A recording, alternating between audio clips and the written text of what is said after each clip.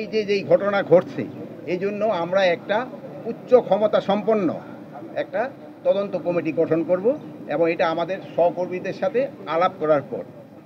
দ্বিতীয় প্রশ্ন হলো, আইন শৃঙ্খলা কোনো অবস্থায় অবনতি হতে দেওয়া যাবে না। আমি আপনাদের সবাই সহযোগিতা চাচ্ছি। যারা আইন শৃঙ্খলা অবনতি করবে তাদের কোনো অবস্থায় আমরা ছাড় দিব না। আমরা কোনো অবস্থায় তাদের ছাড় দিব না।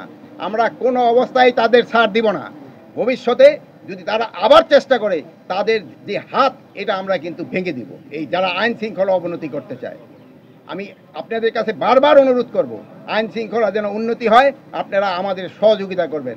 আমাদের আইন শৃঙ্খলার যে বাহিনীগুলি রয়ে গেছে তাদের সাথে সহযোগিতা করবেন, প্রশাসনের সাথে সহযোগিতা করবেন, জনগণকে বুঝাবেন যেন আইন শৃঙ্খলা পরিস্থিতি অটুট থাকে এবং ভালো থাকে এবং আস্তে আস্তে যেন আরও উন্নতি হয়, এই চেষ্টা আপনারা করবেন। আপনারা সব সময় আমাদের পাশে আছেন, ভবিষ্যতে আপনারা থাকবেন।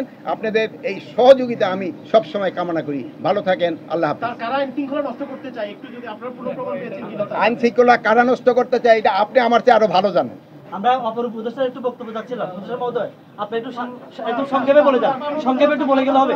উপদেষ্টা মহোদয়,